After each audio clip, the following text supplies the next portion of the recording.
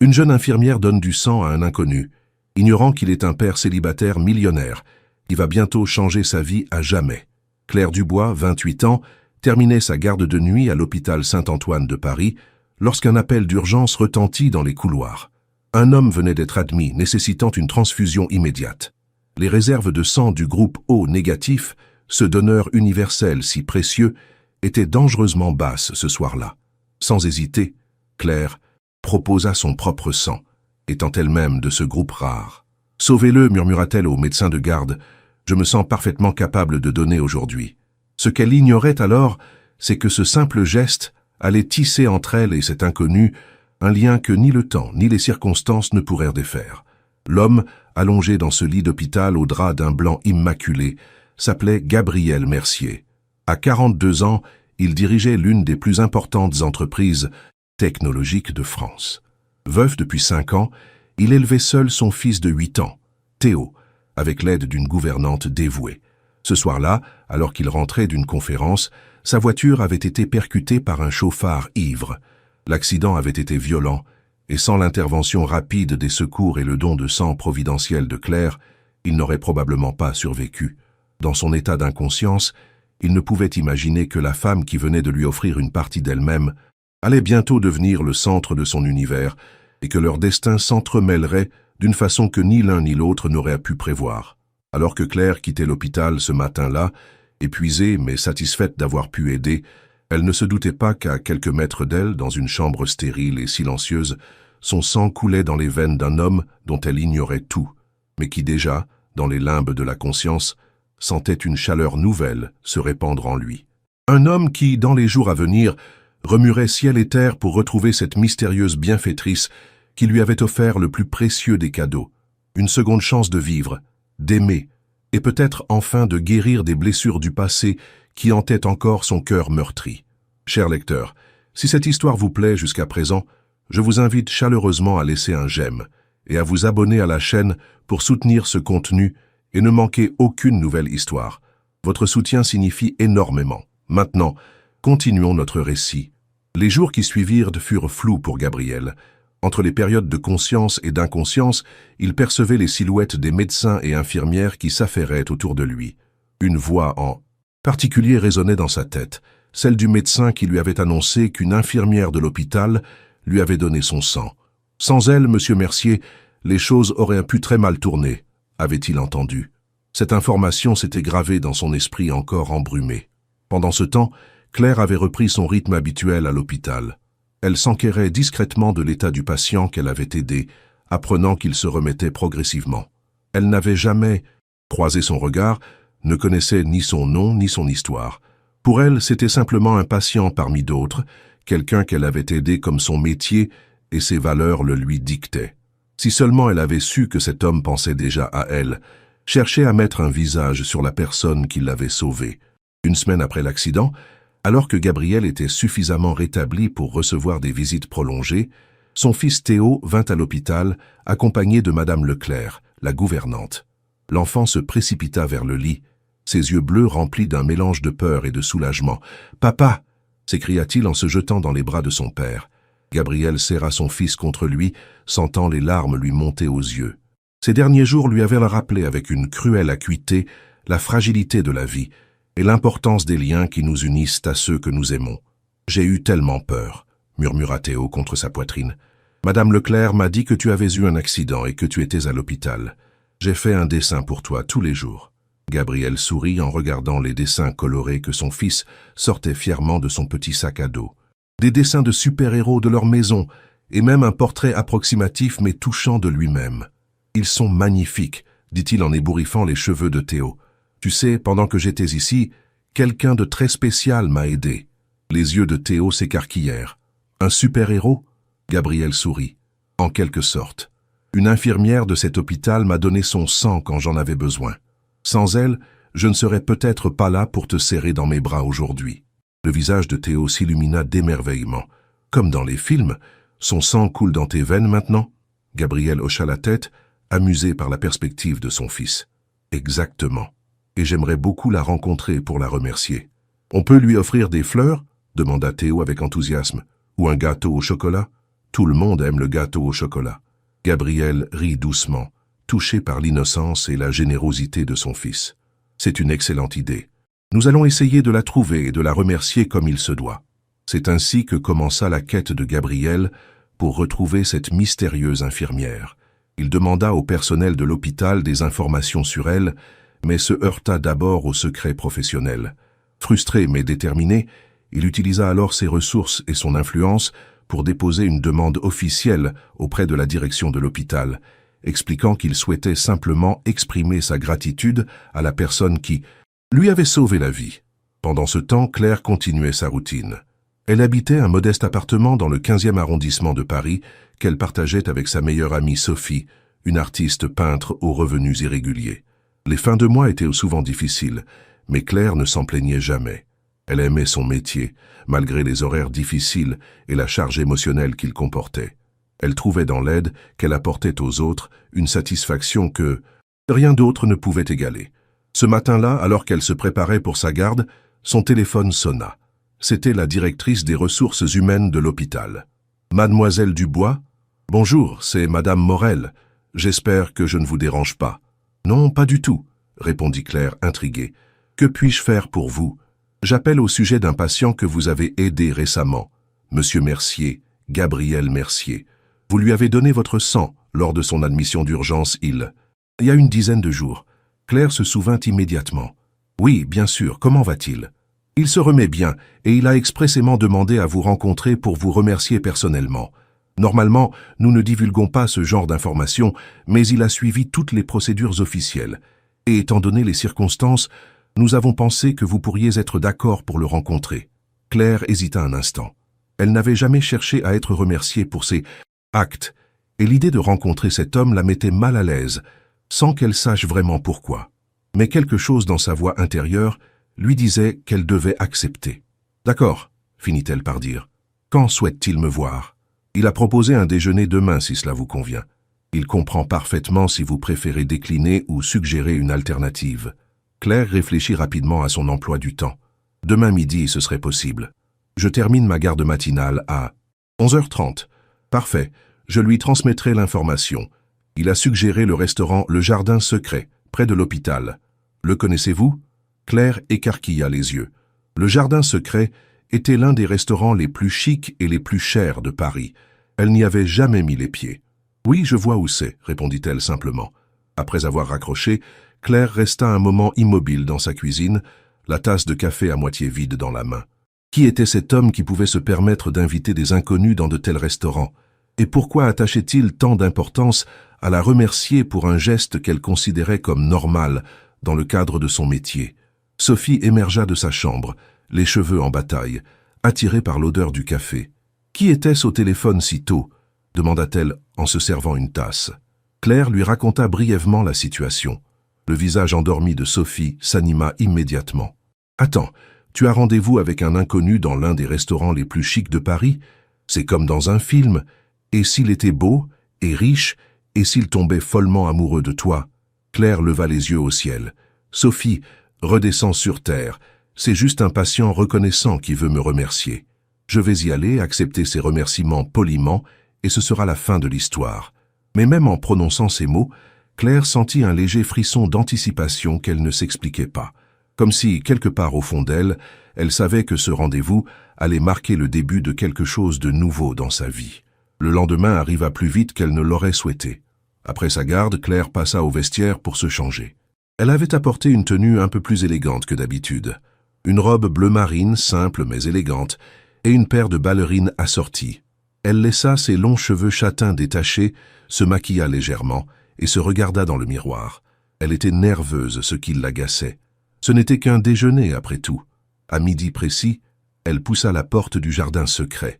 L'intérieur était encore plus impressionnant que ce qu'elle avait imaginé.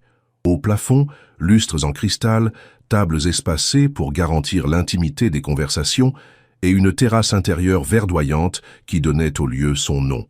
Un maître d'hôtel en costume impeccable l'accueillit. « Mademoiselle Dubois, Monsieur Mercier vous attend. Veuillez me suivre. » Claire le suivit à travers le restaurant, consciente des regards qui se posaient sur elle. Elle se sentait terriblement déplacée dans cet univers de luxe et d'opulence. Puis elle le vit. Assis à une table près de la verrière qui donnait sur le jardin, un homme se leva à son approche. Grand, les épaules larges, les cheveux noirs légèrement grisonnants aux tempes, il portait un costume sur mesure qui soulignait sa silhouette athlétique. Son visage était marqué par quelques ecchymoses en voie de guérison, mais cela n'altérait en rien son charisme évident. Leurs regards se croisèrent, et pendant un instant, le temps sembla se suspendre. Claire sentit son cœur s'accélérer inexplicablement. Il y avait quelque chose dans ses yeux gris qui la troublait profondément, une intensité, une profondeur qu'elle n'avait jamais rencontrée auparavant. « Mademoiselle Dubois ?» dit-il en lui tendant la main. Sa voix était grave, chaude, avec une légère rugosité qui la rendait singulièrement attirante. « Je suis Gabriel Mercier. Je ne sais pas comment vous remercier. Pour ce que vous avez fait. » Claire serra sa main, surprise par la chaleur qui se dégageait de ce simple contact. « Je vous en prie, monsieur Mercier. J'ai simplement fait mon travail. »« Claire, puis-je vous appeler Claire ?» demanda-t-il en l'invitant à s'asseoir. « Ce que vous avez fait dépasse largement le cadre de votre travail. Vous m'avez donné une partie de vous-même. Grâce à vous, je suis en vie, et mon fils a encore son père. C'est un cadeau inestimable. » Claire hocha la tête, touchée par la sincérité qu'elle percevait dans sa voix. « Dans ce cas, je suis heureuse d'avoir pu vous aider, Gabriel. » Le déjeuner se déroula dans une atmosphère étrangement confortable. Gabriel était un homme cultivé, intelligent, qui savait écouter autant que parler.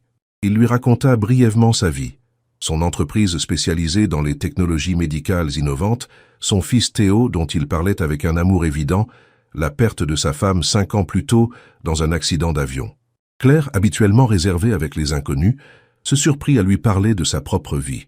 Son enfance dans un petit village de Normandie, ses études de médecine abandonnées, faute de moyens financiers, après le décès de ses parents, sa reconversion en tant qu'infirmière et sa passion pour aider les autres. « Vous auriez fait un excellent médecin, » dit Gabriel, après qu'elle lui eut expliqué pourquoi elle avait dû abandonner ses études. « C'est dommage que des contraintes financières vous aient empêché de suivre cette voie. » Claire haussa les épaules. « J'aime mon métier d'infirmière. Je suis plus proche des patients. J'ai le temps de les écouter, de les rassurer.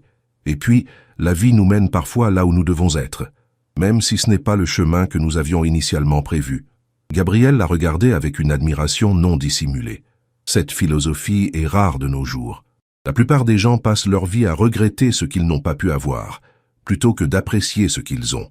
Alors qu'ils en étaient au dessert, Gabriel sortit une enveloppe de la poche intérieure de sa veste et la posa sur la table. « J'aimerais vous offrir ceci en guise de remerciement. » Claire regarda l'enveloppe avec méfiance. « Ce n'est vraiment pas nécessaire. Comme je vous l'ai dit, j'ai simplement fait ce que n'importe qui aurait fait à ma place. Je doute que n'importe qui aurait donné son sang à un inconnu après une garde de nuit épuisante, » répondit Gabriel avec un léger sourire. « S'il vous plaît, acceptez. Ce n'est pas une compensation, c'est un témoignage de ma gratitude. » À contre-cœur, Claire prit l'enveloppe et l'ouvrit. À l'intérieur se trouvait un chèque d'un montant qui lui fit écarquiller les yeux. « Je ne peux pas accepter cela, » dit-elle en repoussant immédiatement l'enveloppe vers lui. « C'est beaucoup trop. C'est une fraction infime de la valeur de ce que vous m'avez donné, » insista Gabriel. « Avec cette somme, vous pourriez reprendre vos études de médecine, si c'est ce que vous souhaitez. » Claire secoua la tête, une expression de détermination sur le visage. « Je vous remercie pour votre générosité, mais je ne peux vraiment pas accepter. Ce ne serait pas éthique. J'ai fait ce que j'ai fait sans attendre quoi que ce soit en retour, et accepter de l'argent maintenant dénaturerait complètement mon geste. » Gabriel l'observa un moment, surpris et intrigué par sa réaction. Dans son monde, tout avait un prix, et il était rare qu'il rencontre quelqu'un qui refuse catégoriquement une somme aussi importante. Cette jeune femme était décidément différente de toutes celles qu'il avait connues. « Je respecte votre décision, » dit-il finalement, en reprenant l'enveloppe. « Mais j'aimerais quand même faire quelque chose pour vous remercier. Peut-être accepteriez-vous de dîner avec moi un soir et de rencontrer Théo? Il est impatient de faire la connaissance de la personne qui a sauvé son père. » Claire hésita. Elle sentait qu'elle devrait refuser, qu'elle s'aventurait sur un terrain dangereux.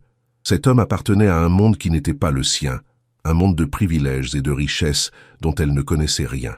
Et pourtant, quelque chose chez lui la fascinait, une vulnérabilité qu'elle percevait derrière son apparente assurance, une solitude qui faisait écho à la sienne. « D'accord, dit-elle finalement.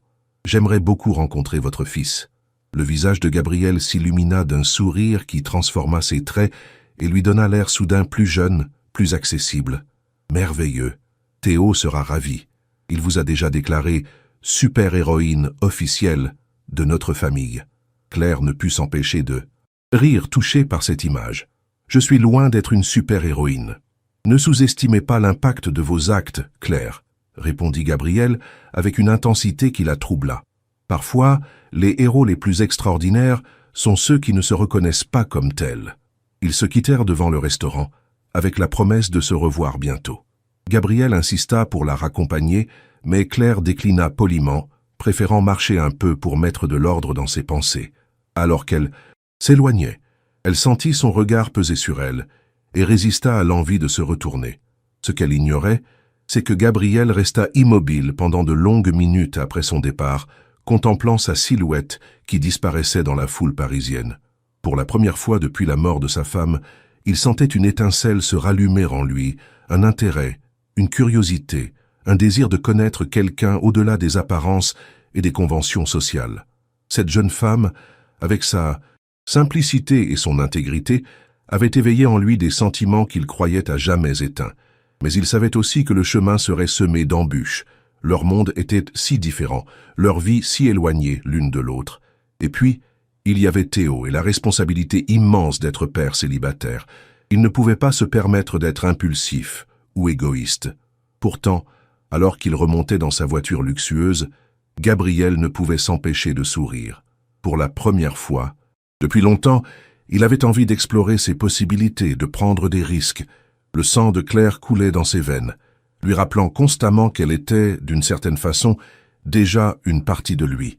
Ce qu'il ignorait encore, c'est que le destin avait prévu pour eux des épreuves bien plus grandes que les simples différences sociales. Des épreuves qui mettraient à l'épreuve leurs liens naissants et qui révéleraient les véritables profondeurs de leurs âmes. Les jours suivants, Claire essaya de reprendre le cours normal de sa vie, mais ses pensées revenaient sans cesse à Gabrielle.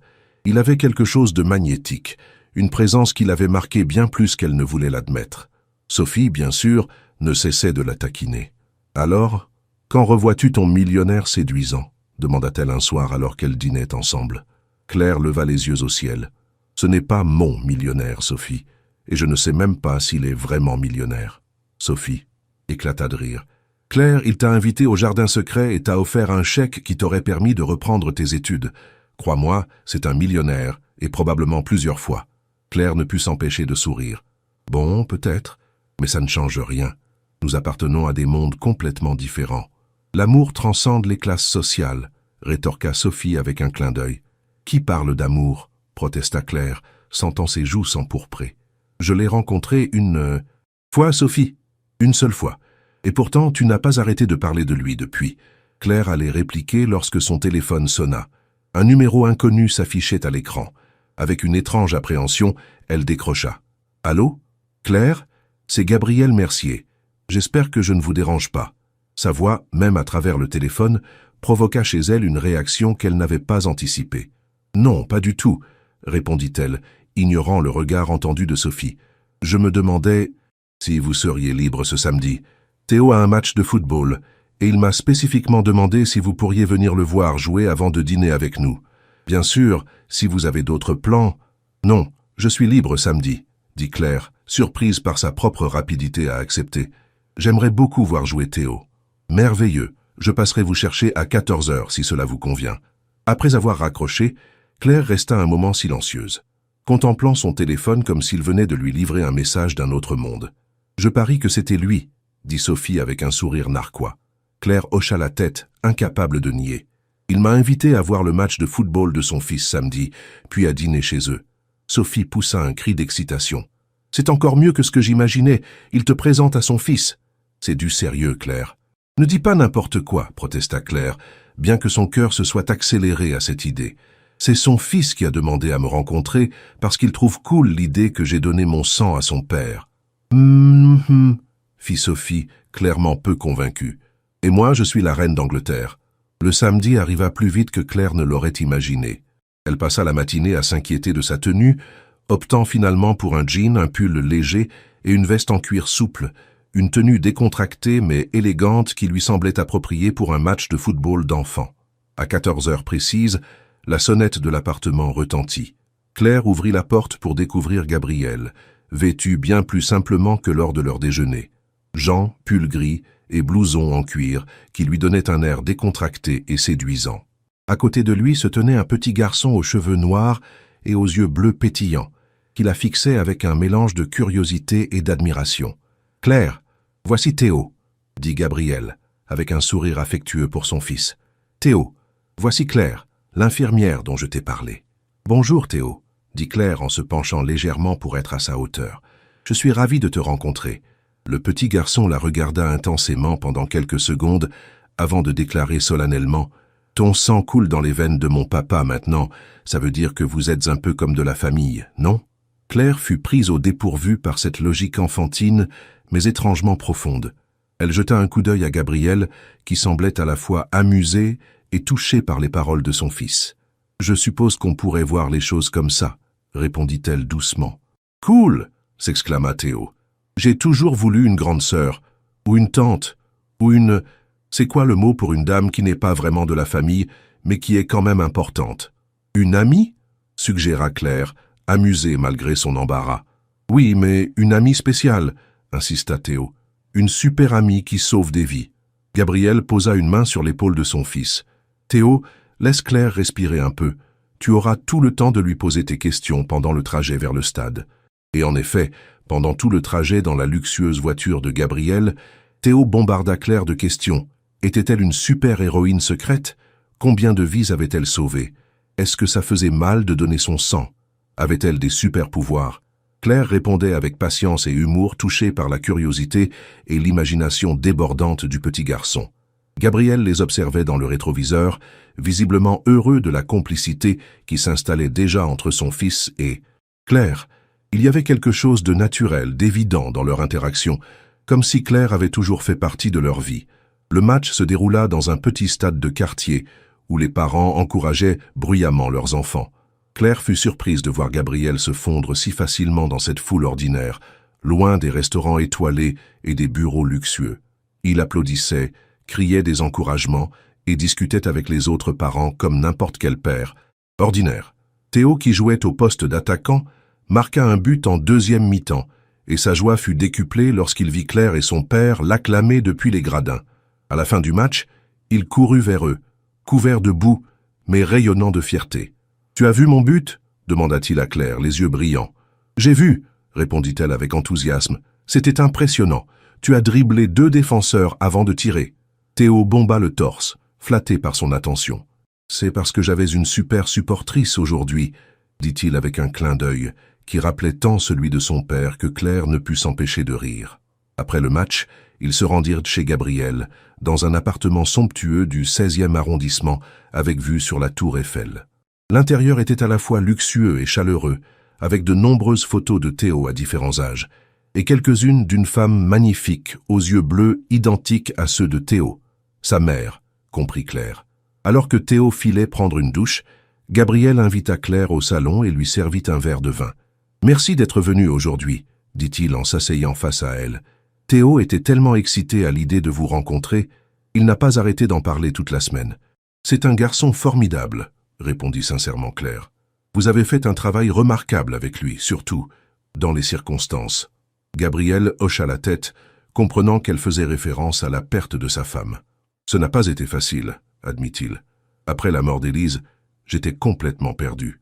Théo n'avait que 3 ans, il ne comprenait pas pourquoi sa maman ne rentrait pas à la maison. Les premiers mois ont été un enfer. » Claire posa instinctivement sa main sur la sienne, un geste de réconfort qu'elle avait souvent eu avec les familles de patients à l'hôpital. Mais cette fois, le contact lui parut différent, plus intime, chargé d'une électricité qu'elle n'avait pas anticipée. « Vous avez été très courageux, tous les deux, » dit-elle doucement. Gabriel regarda leurs mains, puis leva les yeux vers elle. « Vous savez ce qui est étrange? Depuis l'accident, depuis votre transfusion, je me sens différent, comme si quelque chose en moi s'était réveillé. Ça peut sembler fou, mais ce n'est pas si fou, dit Claire. Psychologiquement, survivre à un accident grave peut provoquer une réévaluation de sa vie, de ses priorités. Ce n'est pas seulement ça, insista Gabriel. C'est comme si vous m'aviez transmis quelque chose de plus que votre sang. Une étincelle, une énergie que je croyais avoir perdue pour toujours. Leurs regards se croisèrent, et Claire sentit sa respiration s'accélérer. L'intensité dans les yeux de Gabriel était presque palpable, comme s'il essayait de voir au plus profond de son âme. Pendant un moment, elle crut qu'il allait se pencher vers elle, que leurs lèvres allaient se toucher. « Papa! Claire! J'ai faim !» La voix de Théo brisa le moment alors qu'il dévalait les escaliers, les cheveux encore humides de sa douche. Gabriel se recula légèrement, un sourire à la fois déçu et amusé aux lèvres. « Le dîner doit être prêt. Madame Leclerc nous a préparé son fameux coq au vin avant de partir pour le week-end. » Le dîner fut délicieux et l'atmosphère détendue. Théo monopolisait la conversation avec ses histoires d'école et de football, et Claire se surprit à se sentir parfaitement à l'aise dans cette famille improvisée. Après le dessert, Gabriel proposa à Théo de montrer sa collection de livres à Claire, ce que le petit garçon accepta avec enthousiasme. Claire fut impressionnée par la bibliothèque de l'enfant, remplie de livres de tout genre, des bandes dessinées aux romans classiques adaptés pour son âge. « Tu aimes vraiment lire ?» dit-elle, admirative. « Papa dit que les livres sont des portes vers d'autres mondes, » répondit Théo avec la sagesse touchante des enfants. « Et puis, quand je lis, j'ai l'impression que maman est là, parce qu'elle me lisait des histoires tous les soirs. » Claire sentit son cœur se serrer. C'est un très beau souvenir à garder d'elle. Théo hocha la tête, puis sortit un album photo de sous son lit. « Tu veux voir des photos de maman ? Elle était très belle, et papa dit que j'ai ses yeux. » Claire hésita, ne sachant pas si Gabriel serait à l'aise avec cette initiative, mais la confiance et l'ouverture de Théo la touchèrent. « J'aimerais beaucoup, » dit-elle finalement. Ils s'assirent ensemble sur le lit de Théo, et l'enfant lui montra des photos de sa mère. Élise au bord de la mer, Élise tenant Théo nouveau-né dans ses bras, Élise et Gabriel le jour de leur mariage. Claire fut frappée par la beauté rayonnante de cette femme, et par l'amour évident qui transparaissait dans ces images. « Elle te manque beaucoup, n'est-ce pas ?» demanda-t-elle doucement. Théo hocha la tête, ses yeux soudain plus sérieux. « Oui, mais papa dit qu'elle est toujours avec nous, dans nos cœurs. Et puis maintenant, honte à toi. Tu vas revenir nous voir, hein ?»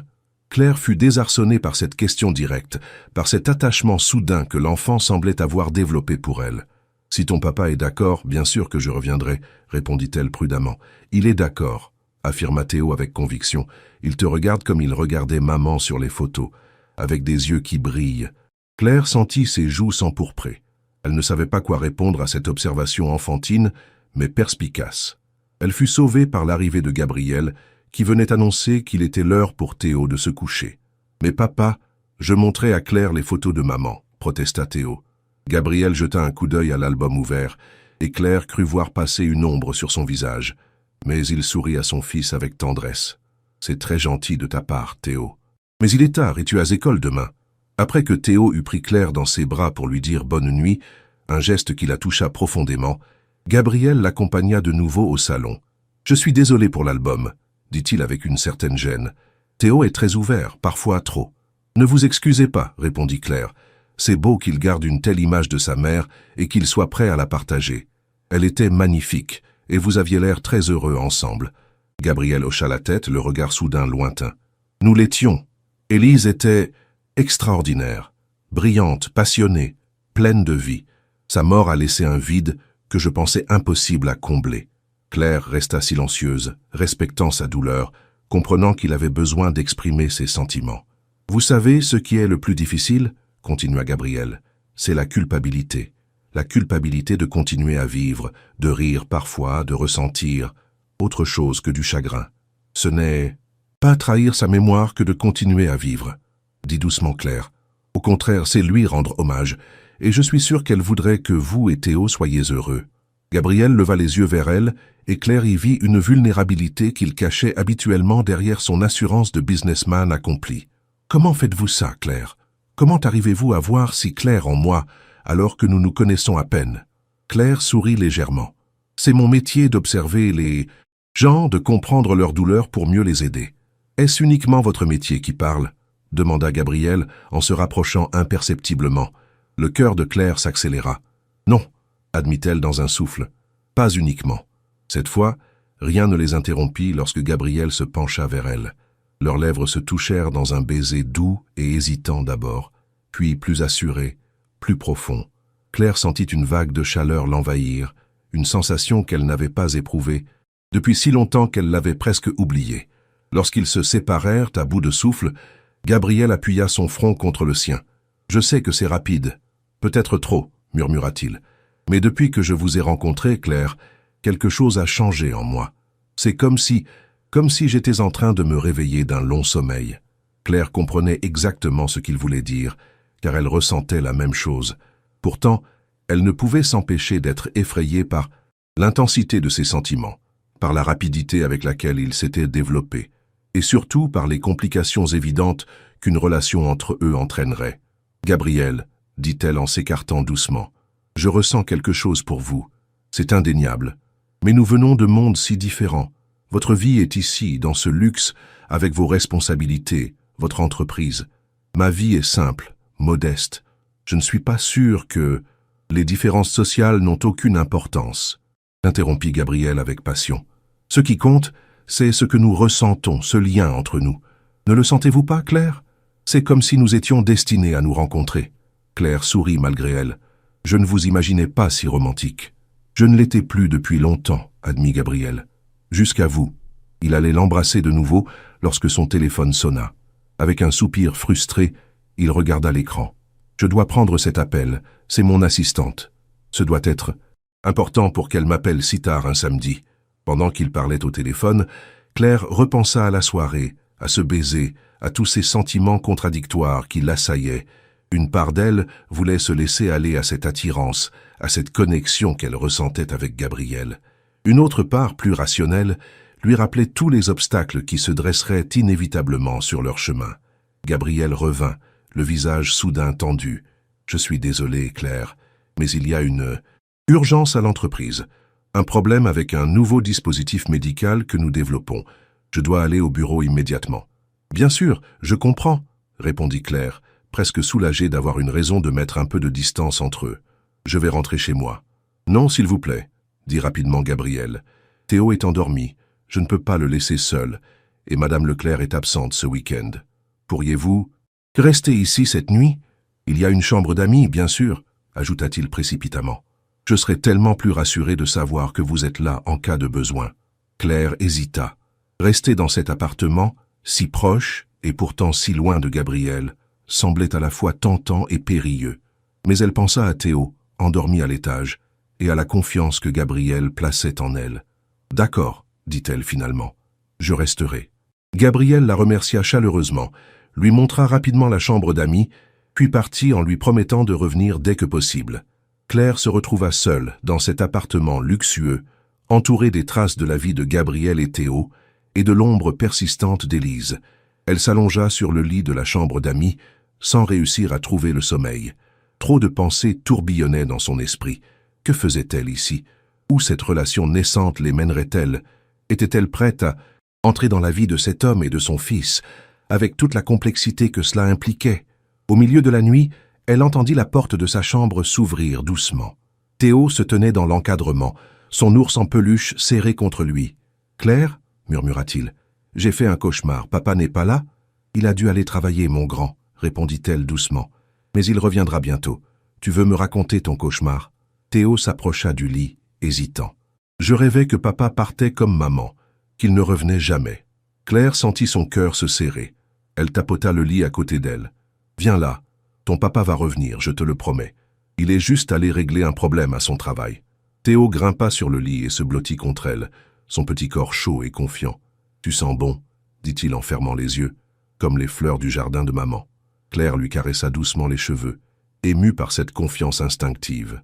En quelques minutes, Théo s'était rendormi, sa respiration régulière témoignant d'un sommeil paisible. Claire resta éveillée, contemplant cet enfant qui avait déjà traversé tant d'épreuves, et qui pourtant gardait cette capacité à aimer, à faire confiance. C'est ainsi que Gabriel les trouva au petit matin, endormis l'un contre l'autre. Il resta un moment immobile dans l'encadrement de la porte, touché par cette image qui réveillait en lui des émotions contradictoires, tendresse, espoir, mais aussi une pointe de culpabilité, comme s'il trahissait d'une certaine façon la mémoire d'Élise. Sentant une présence, Claire ouvrit les yeux et vit Gabriel. « Il a fait un cauchemar, » expliqua-t-elle à voix basse. Il avait peur que vous ne reveniez pas. Gabriel s'approcha et s'assit au bord du lit. Merci d'avoir été là pour lui, dit-il avec émotion. C'est la première fois depuis la mort d'Élise qu'il va chercher du réconfort auprès de quelqu'un d'autre que moi. Claire ne savait pas quoi répondre à cela. Elle comprenait l'implication profonde de ce que Gabriel venait de dire, et cela lui faisait peur autant que cela la touchait. Théo se réveilla à son tour, et son visage s'illumina en voyant son père. « Papa, tu es revenu. »« Bien sûr que je suis revenu, champion, » dit Gabriel en ébouriffant affectueusement les cheveux de son fils. « Je reviens toujours vers toi, tu le sais. »« Claire a dit que tu reviendrais, » déclara Théo avec importance. Et elle avait raison. Elle a raison sur beaucoup de choses, je crois. Gabriel et Claire échangèrent un regard par-dessus la tête de l'enfant, un regard chargé de non-dits et de possibilités. Dans ce moment suspendu, Claire sentit que sa vie était en train de basculer, que les choix qu'elle ferait dans les jours à venir détermineraient son avenir d'une façon qu'elle n'aurait jamais imaginée. Mais pour l'instant, elle se contenta de sourire, de se lever et de proposer de préparer le petit déjeuner. L'avenir, avec toutes ses incertitudes et ses promesses, pouvait attendre encore un peu. Ce qu'aucun d'entre eux ne savait, c'est que les événements allaient bientôt s'accélérer et que leur lien naissant serait mis à l'épreuve d'une façon qu'ils n'auraient pu prévoir. Car en ce dimanche matin paisible, alors qu'ils partageaient un petit déjeuner dans la cuisine ensoleillée, des forces étaient déjà en mouvement qui allaient bouleverser leurs vies à jamais. Une semaine plus tard, Claire revenait d'une garde particulièrement éprouvante à l'hôpital. Une épidémie de grippe sévissait dans Paris, remplissant les urgences de patients fébriles et anxieux. Elle n'avait pas vu Gabriel depuis le week-end précédent, bien qu'ils se soient parlé au téléphone presque tous les jours. Il était occupé par le lancement d'un nouveau dispositif médical, et Claire respectait son besoin de se concentrer sur son travail. Alors qu'elle ouvrait la porte de son appartement, espérant simplement prendre une douche chaude et s'effondrer dans son lit, elle trouva Sophie assise dans le salon, l'air inhabituellement sérieux. « Tu as vu les nouvelles ?» demanda Sophie sans préambule. Claire secoua la tête, fatiguée. « J'ai passé les dernières 12 heures à soigner des patients. »« Sophie, je n'ai pas eu le temps de regarder les informations. » Sophie poussa son ordinateur portable vers elle. Sur l'écran s'affichait un article d'un grand quotidien économique. Le titre fit l'effet d'un coup de poing à Claire. « Mercier médical sous le feu des critiques. Un nouveau dispositif cardiaque accusé de dysfonctionnement grave. » Claire parcourut rapidement l'article, son cœur s'accélérant à chaque ligne. Selon le journal, le dernier dispositif cardiaque développé par l'entreprise de Gabriel présentait des défauts potentiellement mortels. Plusieurs patients l'ayant reçu avaient développé des complications sérieuses et 2 décès étaient déjà signalés. L'article suggérait que l'entreprise avait peut-être précipité la mise sur le marché du dispositif, négligeant certains tests de sécurité. « C'est l'entreprise de ton Gabriel, n'est-ce pas ?» demanda Sophie, inquiète. Claire hocha la tête, incapable de parler. Elle sortit son téléphone et vit qu'elle avait plusieurs appels, manqués de Gabriel, et un message vocal. D'une main tremblante, elle l'écouta. « Claire, » disait la voix tendue de Gabriel, « je suppose que tu as vu les nouvelles. Ce n'est pas ce qu'ils disent. Je n'aurais jamais mis sur le marché un dispositif dangereux. Jamais. Mais les choses sont compliquées. J'aimerais te voir, t'expliquer. S'il te plaît, rappelle-moi dès que tu peux. » Claire rappela immédiatement, mais tomba sur sa messagerie. Frustrée, elle laissa un message, lui assurant qu'elle voulait l'entendre, comprendre ce qui se passait. « Tu crois qu'il pourrait être impliqué ?» demanda Sophie hésitante. « Je veux dire, s'il a vraiment négligé des tests de sécurité pour un appareil médical, je ne le crois pas capable de ça, » répondit Claire fermement. « Il y a forcément une explication. » Pourtant, un doute s'insinuait en elle. Connaissait-elle vraiment Gabriel?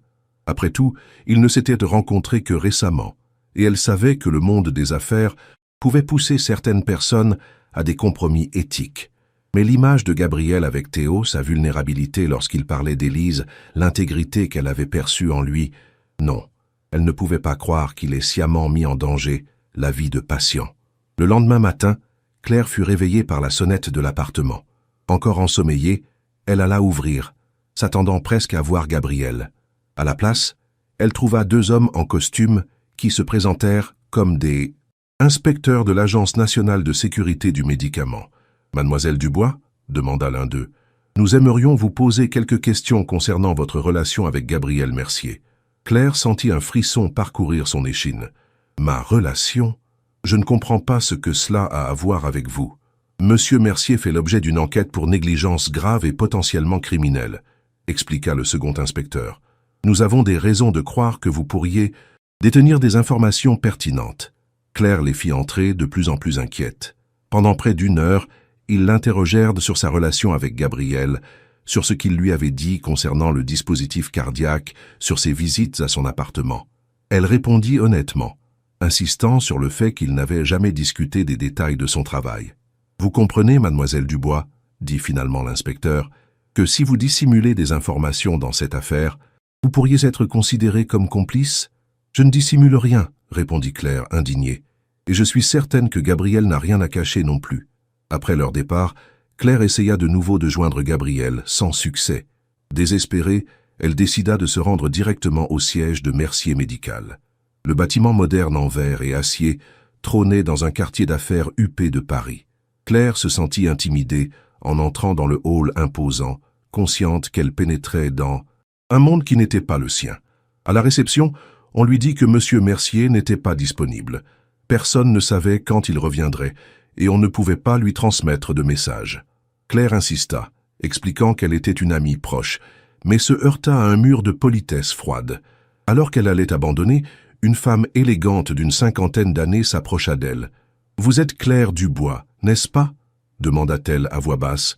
Claire acquiesça, surprise. « Je suis Sylvie Moreau, l'assistante personnelle de Gabriel, » se présenta la femme. « Il m'a parlé de vous. Suivez-moi. » Claire suivit Sylvie dans un ascenseur, puis à travers un dédale de couloirs jusqu'à un bureau discret. Une fois la porte fermée, Sylvie sembla se détendre légèrement. « Gabriel n'est pas ici, » expliqua-t-elle. « Il est en réunion d'urgence avec les avocats et les ingénieurs. Cette situation est catastrophique. »« Que s'est-il passé exactement ?» demanda Claire. « Les articles de presse suggèrent qu'il aurait sciemment mis sur le marché un dispositif défectueux, mais je n'arrive pas à y croire. » Sylvie soupira profondément. Gabriel ne ferait jamais une chose pareille. Ce dispositif cardiaque était son projet personnel, sa passion. Il l'a développé après la mort d'Élise, qui avait un problème cardiaque congénital. C'était sa façon de donner un sens à cette perte, de s'assurer que d'autres ne vivraient pas la même tragédie. Claire sentit son cœur se serrer. Cette information donnait une dimension encore plus personnelle à la crise. « Alors que s'est-il passé ?» insista-t-elle. « Les tests préliminaires étaient tous positifs, » expliqua Sylvie. « Mais il semblerait qu'un ingénieur senior, Philippe Dubois, aucun lien de parenté avec vous, j'imagine, ait falsifié certaines données pour accélérer le processus d'approbation. Gabriel l'ignorait complètement. C'est lui qui a découvert la falsification la semaine dernière et qui a immédiatement ordonné le rappel du dispositif. Mais il était déjà trop tard pour certains patients. » Claire porta une main à sa bouche horrifiée. « Mon Dieu! Et maintenant? Maintenant, Gabriel fait face à une tempête médiatique et juridique.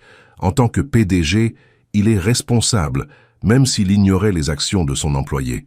Et certains commencent à suggérer qu'il était au courant, qu'il a approuvé ces falsifications pour des raisons financières. « C'est absurde !» s'exclama Claire. « Je sais !» acquiesça Sylvie. « Mais les médias adorent un scandale. Et Gabriel est une cible de choix, riche, puissant, charismatique. Sa chute ferait vendre beaucoup de journaux. » Claire réfléchit un instant. « Je dois le voir. Où est-il exactement ?»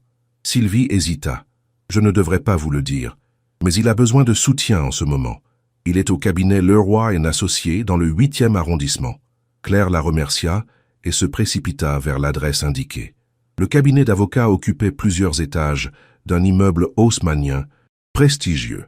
À la réception, on refusa de nouveau de la laisser monter, mais alors qu'elle insistait, les portes de l'ascenseur s'ouvrirent sur Gabriel. Il avait l'air épuisé, les traits tirés, une barbe de plusieurs jours assombrissant son visage habituellement impeccable. Lorsqu'il l'aperçut, ses yeux s'éclairèrent brièvement, avant qu'une expression inquiète ne les remplace. « Claire, » dit-il en s'approchant rapidement, « tu ne devrais pas être ici. »« Je devais te voir, » répondit-elle. « J'ai essayé de t'appeler, mais je sais, je suis désolée, les choses sont compliquées en ce moment. » Un homme en costume sombre s'approcha d'eux. « Monsieur Mercier, nous devons reprendre la réunion. » Gabriel acquiesça, puis se tourna vers Claire. « Je ne peux pas parler maintenant. Mais retrouve-moi ce soir à 20h au café Le Saint-Germain, près de la place de la Contrescarpe.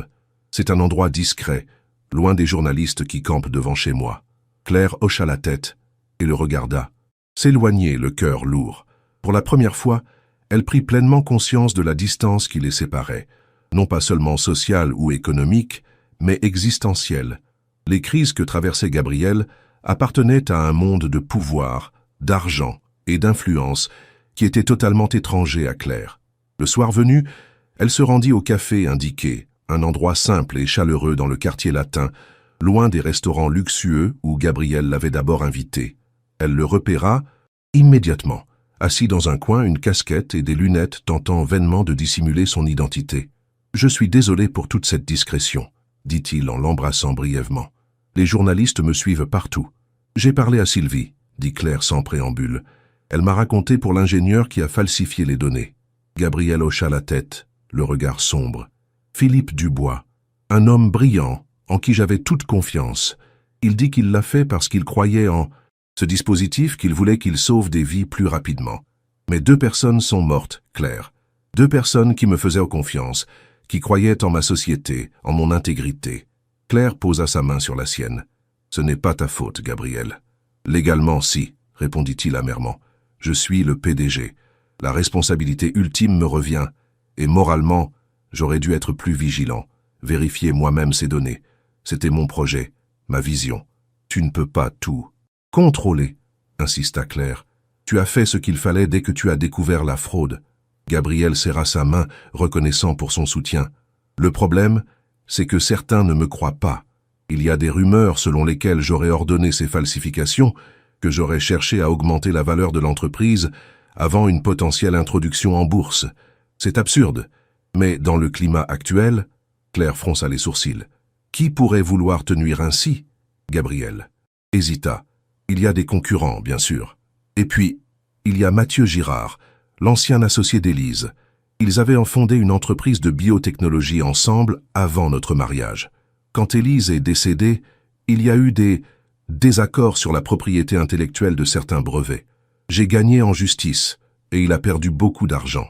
Il m'a juré qu'il se vengerait un jour. Tu penses qu'il pourrait être derrière tout ça ?» demanda Claire, choquée. « Je n'ai aucune preuve, » admit Gabriel, « mais le timing est suspect. Et Dubois a récemment divorcé, il a des problèmes financiers, il aurait pu être vulnérable à une corruption. Ils furent interrompus par la serveuse qui venait prendre leur commande. Après qu'elle se fut éloignée, Gabriel reprit d'une voix plus basse. « Claire, il y a autre chose dont je dois te parler. Les inspecteurs de l'agence du médicament sont venus te voir, n'est-ce pas ?» Claire acquiesça. « Comment le sais-tu » ? Mon avocat a été informé. Ils cherchent à établir un lien entre nous, à suggérer que je t'aurais peut-être utilisé d'une façon ou d'une autre. C'est ridicule. Je sais, mais notre relation est récente, et elle a commencé de façon inhabituelle. Un riche homme d'affaires rencontre une jeune infirmière qui lui a donné son sang. Ils se rapprochent rapidement. Certains pourraient y voir une manipulation, une façon pour moi de m'assurer de ta loyauté en cas de problème. » Claire sentit la colère monter en elle. « C'est insultant. Pour moi, pour toi, pour ce que nous partageons. » Gabriel sourit tristement. « Je suis d'accord. Mais c'est la réalité à laquelle nous sommes confrontés. » Il marqua une pause. « C'est pourquoi je pense qu'il serait préférable que nous prenions nos distances, pour l'instant. » Claire le regarda, incrédule. « Tu veux rompre ?»« Non, » répondit-il vivement. « Absolument pas. Je veux juste te protéger. Cette affaire va devenir très laide, Claire. Ma réputation, ma liberté même sont peut-être en jeu.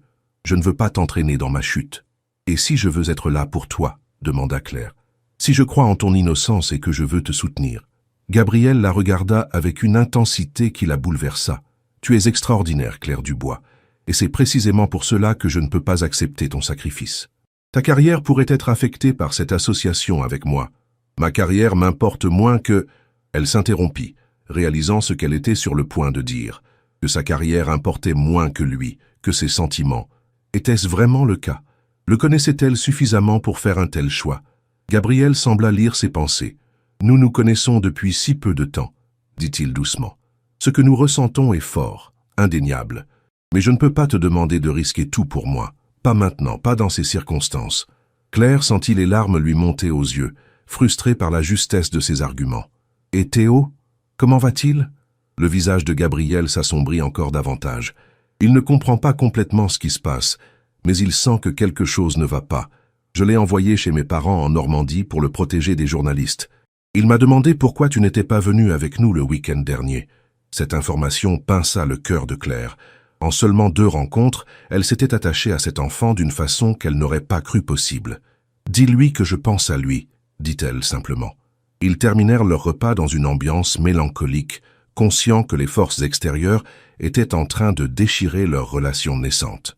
Lorsqu'ils se séparèrent devant le café, Gabriel hésita, puis la prit dans ses bras. « Je réglerai cette situation », murmura-t-il contre ses cheveux. « Je découvrirai la vérité, je laverai mon nom. Et alors, si tu le veux encore… » Claire s'écarta légèrement pour le regarder dans les yeux. « Je serai là, Gabriel, quelle que soit l'issue. » Ils s'embrassèrent une dernière fois, un baiser chargé de promesses et d'incertitudes. Puis Gabriel la regarda monter dans un taxi, le cœur lourd, mais déterminé à se battre non seulement pour son nom et son entreprise, mais aussi pour cette chance de bonheur qu'il avait entrevue avec Claire. Ce qu'ils ignoraient tous deux, c'est que quelqu'un les observait depuis une voiture garée un peu plus loin. Quelqu'un qui avait tout intérêt à ce que Gabriel Mercier perde tout, et qui voyait en Claire Dubois un nouveau moyen de l'atteindre. Les jours qui suivirent furent parmi les plus difficiles que Claire ait jamais connus. Les médias s'emparèrent de l'affaire Mercier Médical, disséquant chaque aspect de l'entreprise et de la vie de Gabriel.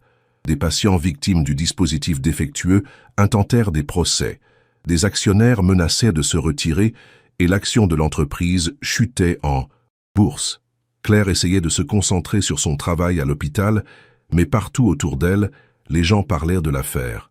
Certains collègues, qui avaient découvert son lien avec Gabriel, la regardaient différemment, avec curiosité ou suspicion. Sophie restait son plus ferme soutien, défendant farouchement Gabriel, lorsque quelqu'un osait le critiquer en présence de Claire. Un matin, alors que Claire prenait son service, elle fut appelée dans le bureau du directeur de l'hôpital. Avec un sentiment de malaise, elle s'y rendit immédiatement. Le directeur, le docteur Moreau, était un homme habituellement chaleureux, mais ce jour-là, son visage était grave. « Claire, asseyez-vous, je vous prie », dit-il en désignant une chaise face à son bureau. Claire obéit, le cœur battant. « J'ai reçu une visite des enquêteurs de l'agence du médicament », commença-t-il sans préambule. « Ils m'ont interrogé sur vous, sur votre travail ici, et particulièrement sur votre décision de donner votre sang à Monsieur Mercier il y a quelques semaines. » Claire sentit son estomac se nouer. « Je ne comprends pas en quoi cela les concerne. » Le docteur Moreau soupira. « Il semble suggérer que votre geste n'était peut-être pas aussi spontané qu'il y paraît, qu'il pourrait y avoir eu une forme d'arrangement préalable entre vous et Monsieur Mercier. » Claire se leva d'un bond, indignée. « C'est absurde, je ne connaissais même pas Gabriel avant cette transfusion. Comment pourrais-je avoir arrangé quoi que ce… » « Soit, calmez-vous, Claire, » dit le directeur en levant les mains. « Je vous crois, mais cette affaire prend des proportions considérables, et l'hôpital ne peut pas se permettre d'être mêlé à un scandale. » Un frisson parcourut l'échine de Claire. « Qu'essayez-vous de me dire ? Le conseil d'administration suggère que vous preniez un congé, le temps que cette affaire se tasse. »« Un congé ?» répéta Claire, incrédule. « Vous me suspendez ? Sur la base de quelle preuve ? Ce n'est pas une suspension. » Corrigea le docteur Moreau mal à l'aise. « C'est une mesure de précaution pour votre bien et celui de l'hôpital, avec salaire, bien entendu. » Claire ne pouvait pas croire ce qu'elle entendait. Son travail était toute sa vie, sa façon de se sentir utile, de donner un sens à son existence, et on le lui retirait sur la base de soupçons infondés. « Je n'ai rien fait de mal », insista-t-elle, les larmes aux yeux. « J'ai donné mon sang à un patient qui en avait besoin. C'est ce que nous faisons tous les jours ici, sauver des vies. »« Je sais, Claire, » dit doucement le directeur, « et dès que cette affaire sera résolue, vous reprendrez votre poste avec nos excuses les plus sincères. Mais pour l'instant, je dois vous demander de remettre votre badge et de quitter l'établissement. » Claire sentit que le sol se dérobait sous ses pieds. En quelques jours à peine, sa vie entière avait basculé. Tout ça parce qu'elle avait fait ce qu'elle pensait être juste, parce qu'elle avait ouvert son cœur à un homme et à son fils. Elle quitta l'hôpital dans un état second, ignorant les regards curieux de ses collègues. Dans le hall, elle croisa Élodie, une jeune femme qu'elle avait formée et qui la considérait comme un mentor. « Claire, tout va bien ?» demanda Élodie, inquiète devant son expression dévastée. Claire lui expliqua brièvement la situation. Élodie l'écouta, horrifiée. C'est injuste, s'exclama-t-elle. Tu es l'une des meilleures infirmières de cet hôpital. Comment peuvent-ils te traiter ainsi?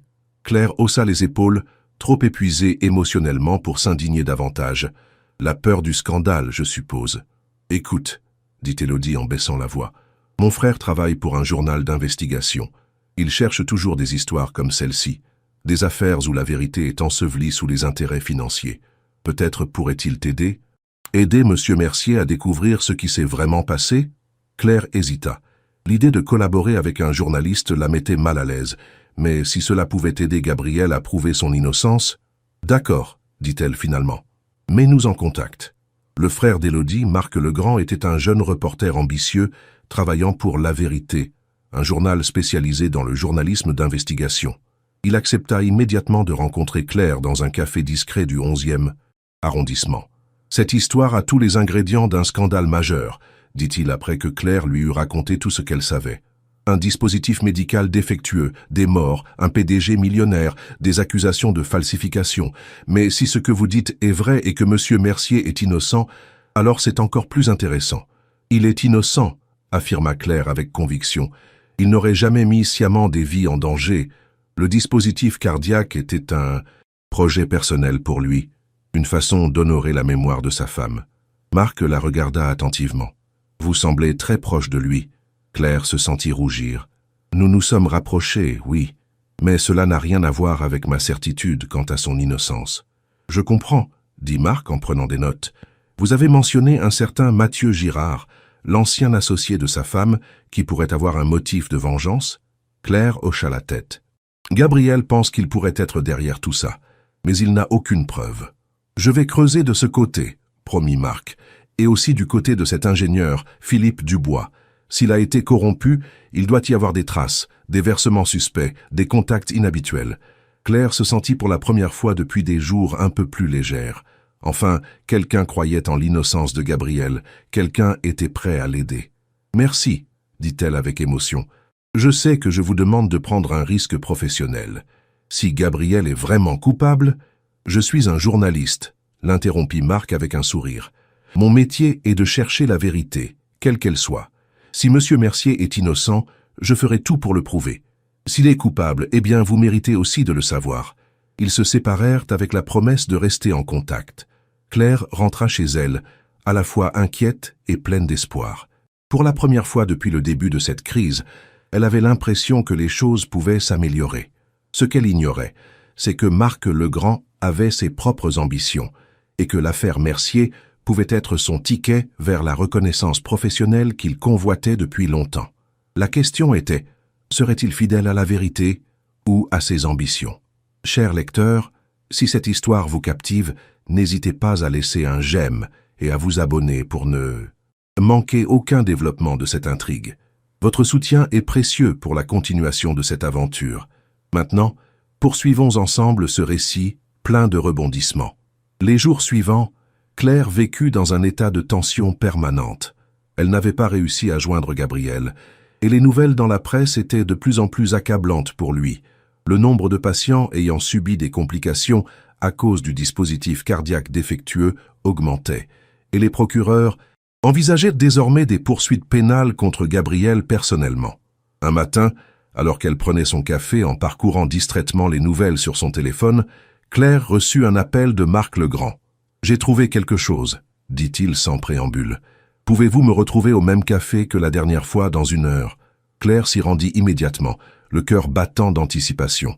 Marc était déjà là, un dossier épais posé devant lui sur la table. « Vous aviez raison. »« À de soupçonner Mathieu Girard », commença-t-il dès qu'elle fut assise. « J'ai fait des recherches approfondies et j'ai découvert qu'il a créé une société écran il y a environ 6 mois, basée aux îles Caïmans. Cette société a effectué plusieurs versements importants sur un compte bancaire en Suisse qui, après investigation, s'avère appartenir à la sœur de Philippe Dubois. » Claire écarquilla les yeux. « Vous avez des preuves de tout cela ?» Marc tapota le dossier. « J'ai suivi la piste de l'argent et j'ai parlé à certains informateurs dans le milieu financier. Ce n'est pas encore suffisant pour un tribunal, mais c'est un début prometteur. Avez-vous parlé à Philippe Dubois directement ?» Marc secoua la tête. Impossible de le localiser. Il a disparu depuis que l'affaire a éclaté. Mais j'ai réussi à entrer en contact avec son ex-femme, qui m'a confié qu'il avait des problèmes financiers majeurs après leur divorce. Il aurait même envisagé de vendre leur maison familiale. Claire réfléchit intensément. Et Mathieu Girard, qu'avez-vous trouvé sur lui? Un homme fascinant, répondit Marc. Brillant scientifique, mais avec une réputation d'instabilité émotionnelle. Après son litige avec Gabriel Mercier concernant les brevets d'Élise, il a perdu beaucoup d'argent et de crédibilité dans l'industrie. Il a tenté de lancer plusieurs start-up qui ont toutes échoué. Et puis, il y a environ 1 an, il a soudainement rebondi, avec une injection massive de capitaux dans sa nouvelle entreprise, BaseTech. D'où venait cet argent? C'est là que ça devient intéressant, dit Marc, une lueur d'excitation dans les yeux. Les investisseurs principaux sont chinois. Or, la Chine est très intéressée par les technologies médicales avancées développées en Europe, et particulièrement par les brevets que Mercier Médical détient. Si l'entreprise de Gabriel s'effondre, ces brevets pourraient être rachetés à vil prix. Claire sentit son cœur s'accélérer. Donc Mathieu Girard pourrait être une sorte d'agent pour des intérêts chinois? C'est de l'espionnage industriel. Je ne dirais pas ça publiquement sans preuve solide, tempéra Marc, mais les coïncidences sont troublantes. Et il y a plus.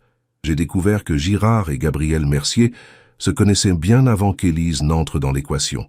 Ils étaient camarades de classe à l'école polytechnique. Il semblerait qu'ils aient même été amis proches, jusqu'à ce qu'Élise choisisse Gabriel. Cette information frappa Claire comme une révélation. Une rivalité amoureuse. C'est pour ça qu'il déteste tant Gabriel. Girard n'a jamais été marié, jamais eu de relation stable connue, confirma Marc. Et d'après plusieurs sources, il était obsédé par Élise bien avant qu'elle ne rencontre Gabriel. Lorsqu'elle a choisi ce dernier, quelque chose s'est brisé en lui. Claire frissonna. L'idée qu'une rancœur si ancienne, si personnelle, puisse mener à une telle machination était terrifiante. Nous devons prévenir Gabriel. J'ai essayé de le contacter sans succès, avoua Marc. Ses avocats filtrent toutes les communications et il est pratiquement reclus dans sa propriété en banlieue parisienne. Claire sortit son téléphone. Je vais essayer de l'appeler. Il décrochera peut-être pour moi. Mais après plusieurs tentatives, elle dut se rendre à l'évidence. Gabriel était injoignable. Frustrée, elle se tourna vers Marc. Que pouvons-nous faire alors? J'ai une idée, dit le journaliste après un moment de réflexion. Mathieu Girard donne une conférence demain à l'école de médecine sur les nouvelles frontières de la biotechnologie. Ce serait l'occasion de le confronter discrètement, peut-être même d'enregistrer une conversation compromettante. Claire hésita. Je ne suis pas enquêtrice ou journaliste. Je ne saurais pas comment m'y prendre. Je serai là, assura Marc. Mais il vous connaît probablement en tant que proche de Gabriel. Il sera peut-être plus enclin à vous parler ou à commettre une erreur en votre présence. Le plan était risqué, mais Claire ne voyait pas d'autre option. Gabriel était en train de perdre tout ce qu'il avait construit, sa réputation, peut-être même sa liberté, à cause d'une vengeance personnelle orchestrée dans l'ombre. Elle devait agir. Le lendemain, Claire se rendit à l'école de médecine, vêtue sobrement et portant des lunettes pour être moins reconnaissable. Marc l'attendait à l'entrée, un badge de presse autour du cou. « Prête ?» demanda-t-il. Claire hocha la tête, bien qu'elle sente le stress nouer son estomac. Ils entrèrent dans l'amphithéâtre où la conférence allait se tenir, choisissant des places au milieu de la salle, ni trop visibles, ni trop en retrait. Peu à peu, l'amphithéâtre se remplit de professionnels de la santé, d'étudiants et de journalistes. Claire observait attentivement, à la recherche de Mathieu Girard. Elle ne l'avait jamais rencontré, mais Marc lui avait montré des photos. Enfin, il fit son entrée. Un homme d'une 50aine d'années, grand et mince, aux cheveux poivre et sel soigneusement coiffés, et aux lunettes élégantes, qui lui donnaient un air intellectuel. Il dégageait une assurance et un charisme indéniables, mais Claire crut déceler une tension dans sa posture, une nervosité dans ses gestes qui trahissaient peut-être les pressions qu'il subissait. La conférence commença, et Girard se lança dans une présentation brillante sur les avancées de la biotechnologie médicale. Claire devait admettre qu'il était impressionnant, cultivé, éloquent, manifestement passionné par son sujet. Comment un homme aussi talentueux avait-il pu se laisser consumer par la rancœur au point de mettre en danger des vies innocentes? Après la présentation vint le moment des questions. Marc leva la main et lorsqu'on lui donna la parole, il se leva calmement. « Marc Legrand, journal La Vérité », se présenta-t-il. « Monsieur Girard, comment réagissez-vous aux récentes controverses entourant Mercier Médical et leur dispositif cardiaque défectueux étant donné votre propre expertise dans ce domaine et votre relation passée avec l'entreprise. Un murmure parcourut l'assemblée. Le sujet était brûlant, et tous attendirent la réponse de Girard. Claire observa attentivement sa réaction. Un bref éclair de quelque chose. Surprise? Irritation? Traversa le visage de Girard, avant qu'il ne retrouve son sourire professionnel. Une tragédie, bien entendu, répondit-il. Des vies ont été mises en danger et c'est inexcusable. Mais je ne suis pas surpris. L'appât du gain conduit parfois à des compromis éthiques dangereux. Pensez-vous que Gabriel Mercier était personnellement au courant des problèmes avec le dispositif? Insista Marc. Cette fois, l'expression de Girard se durcit imperceptiblement. Je ne spéculerai pas sur les connaissances spécifiques de M. Mercier, mais en tant que PDG, la responsabilité ultime lui incombe, n'est-ce pas? D'autres questions suivirent, et la tension du moment sembla se dissiper. Mais Claire avait vu quelque chose dans les yeux de Girard lorsqu'il avait parlé de Gabriel, une lueur de satisfaction malveillante qui confirmait ses soupçons. Après la conférence, Girard fut entouré de participants désireux de lui parler. Marc fit signe à Claire de se tenir prête. Ils attendirent patiemment que la foule se disperse, puis s'approchèrent de Girard alors qu'il rassemblait ses documents. « Monsieur Girard, commença Marc, j'aimerais vous poser quelques questions supplémentaires pour un article que je prépare sur l'innovation médicale et l'éthique dans l'industrie. » Girard leva les yeux, méfiant. « Je suis assez pressé. Ce ne prendra que quelques minutes, » insista Marc avec un sourire engageant. « Et je suis sûr que vos perspectives sur le sujet seraient très éclairantes. Voici ma collègue, Claire Dubois. » En entendant son nom, Girard se figea, son regard passant rapidement de Marc à Claire. « Dubois? Comme l'ingénieur de Mercier Médical? » « Aucun lien de parenté, » répondit Claire calmement, bien que son cœur batte à tout rompre. Girard l'observa plus attentivement, et Claire vit la reconnaissance s'inscrire sur son visage. « Vous êtes l'infirmière, n'est-ce pas? Celle qui a donné son sang à Gabriel. » Claire fut surprise qu'il la connaisse. « Vous semblez bien informé, monsieur Girard. » Un sourire énigmatique étira les lèvres de l'homme. « Je me tiens au courant des affaires de... Gabriel. Une vieille habitude, disons. » Marc sortit discrètement son enregistreur. « Monsieur Girard, nous avons des raisons de croire que vous pourriez avoir joué un rôle dans les événements récents concernant Mercier Médical. Des transactions financières suspectes ont été retracées jusqu'à une société qui semble liée à vous. » Le visage de Girard se durcit. « C'est une accusation très grave, monsieur Legrand. Je vous conseille de faire attention à ce que vous insinuez. Ce n'est pas une insinuation, » intervint Claire, poussée par une colère soudaine. « Nous savons que vous avez corrompu Philippe Dubois pour qu'il falsifie les données des tests. Nous savons que vous cherchez à détruire Gabriel par vengeance, parce qu'Élise l'a choisi lui plutôt que vous. » La mention d'Élise transforma complètement Girard. Son masque de calme professionnel se fissura, révélant une rage à peine contenue. « Vous ne savez rien, » siffla-t-il. « Élise et moi, nous étions faits l'un pour l'autre. Nous partagions la même passion, la même vision.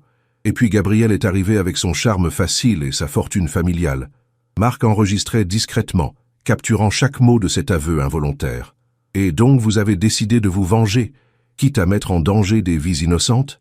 demanda Claire écœurée. Girard eut un rire sans joie. Des dommages collatéraux, malheureusement inévitables. L'important, c'est que Gabriel perde tout, comme j'ai tout perdu. Sa réputation, son entreprise, sa liberté. Et ensuite, qui sait, peut-être que son fils aura besoin d'un nouveau mentor dans sa vie. Cette dernière menace à peine voilée provoqua chez Claire une fureur qu'elle n'avait jamais ressentie auparavant. « Vous n'approcherez jamais Théo, espèce de monstre. » Girard la regarda avec un mélange de mépris et d'amusement. « Et qui m'en empêchera? Vous, une petite infirmière insignifiante qui a eu la chance d'attirer l'attention de Gabriel, ou lui qui sera bientôt en prison ou ruiné? La justice !» intervint Marc, brandissant son enregistreur. « Cet enregistrement ira directement à la police et aux médias. Votre plan est terminé, Girard. » Le visage de l'homme se décomposa lorsqu'il réalisa qu'il venait de se trahir. Pendant un instant terrible, Claire crut qu'il allait se jeter sur Marc pour lui arracher l'appareil. Mais Girard se reprit, un nouveau calcul s'inscrivant dans son regard. « Un enregistrement obtenu de manière frauduleuse n'a aucune valeur légale, » dit-il finalement. « Et quant aux médias, j'ai des amis puissants, des investisseurs qui ne seraient pas ravis de voir leur nom mêlé à un scandale. Votre petit journal ne survivrait pas à leur pression juridique. » Peut-être, concéda Marc, mais êtes-vous prêt à prendre ce risque? La vérité a une façon de se frayer un chemin, monsieur Girard, et vos amis puissants vous abandonneront à la seconde où vous deviendrez un passif pour eux. Un silence tendu s'installa, les trois protagonistes se jaugeant mutuellement. Finalement, Girard ramassa ses affaires d'un geste brusque. « Cette conversation est terminée », déclara-t-il. « Je vous conseille de réfléchir très attentivement avant de faire quoi que ce soit avec cet enregistrement. Les conséquences pourraient être regrettables. » Sur ces paroles menaçantes, il quitta l'amphithéâtre d'un pas rapide. Claire et Marc échangèrent un regard, à la fois triomphant et inquiet. « C'était intense », souffla Claire. « Mais nous l'avons, » dit Marc en agitant l'enregistreur. « Pas un aveu complet, mais suffisamment incriminant pour ouvrir une enquête sérieuse. Que faisons-nous maintenant ?»« Maintenant, » dit Marc avec détermination, « nous devons mettre Gabriel au courant et porter cet enregistrement à la police. Mais nous devons être prudents. Girard a des relations et il pourrait tenter de nous arrêter. » Claire acquiesça, sentant l'adrénaline pulser dans ses veines. « Essayons d'abord de contacter Gabriel. S'il est vraiment reclus dans sa propriété en banlieue, nous pourrions peut-être nous y rendre directement. »« C'est risqué, » dit Marc en fronçant les sourcils. « Les journalistes campent probablement devant ces grilles. Nous pourrions attirer l'attention. »« Je connais peut-être un moyen, » dit Claire après un moment de réflexion. « Sylvie, son assistante, elle m'a aidé une fois, elle pourrait nous faire entrer. » Claire appela immédiatement Sylvie, lui expliquant brièvement qu'ils avaient des preuves cruciales à montrer à Gabriel. Après une hésitation, Sylvie accepta de les aider. « Venez ce soir à 20h, » dit-elle à voix basse. « Il y a une entrée secondaire, peu connue.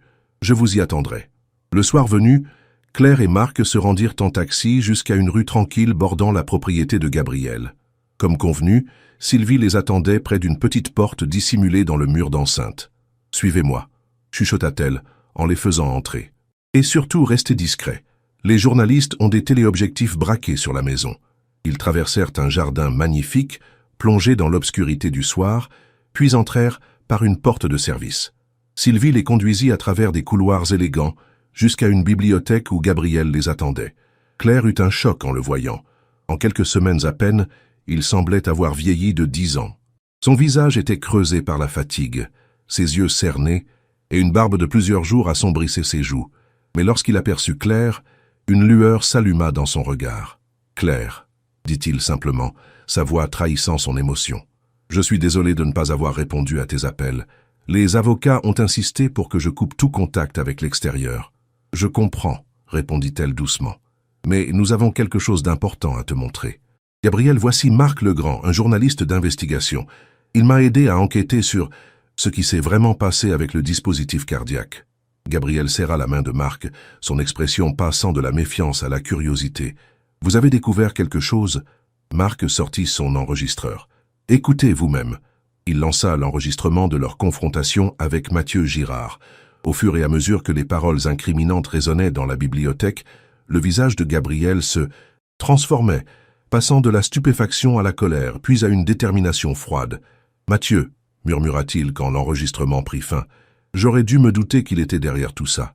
Mais aller jusqu'à mettre en danger des vies innocentes, et cette menace à peine voilée concernant Théo, ses poings se serrèrent involontairement. « Cet enregistrement pourrait tout changer, » dit Marc. « Ce n'est pas une preuve définitive, mais c'est suffisant pour déclencher une enquête sérieuse.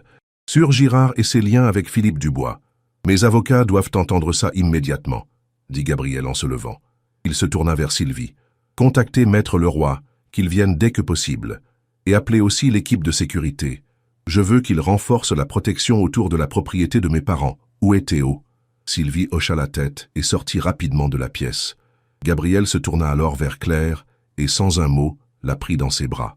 Elle sentit son corps trembler légèrement contre le sien. « J'ai cru que tout était perdu, » murmura-t-il. « Ma réputation, mon entreprise, la confiance que les patients avaient placée en moi, tout ce que j'avais construit. Et puis, il y a Théo. L'idée qu'il grandisse en pensant que son père est un criminel qui a mis des vies en danger pour de l'argent. » Claire s'écarta légèrement pour le regarder dans les yeux. « Je n'ai jamais douté de toi, pas un instant. » Gabriel sourit, touchant doucement sa joue. « Tu es extraordinaire, Claire Dubois. Tu m'as sauvé la vie, littéralement avec ton sang, et maintenant, tu le fais à nouveau. » Il se tourna vers Marc. « Et vous, monsieur Legrand, Je ne sais comment vous remercier. Marc fit un geste de la main. Pas de remerciement nécessaire.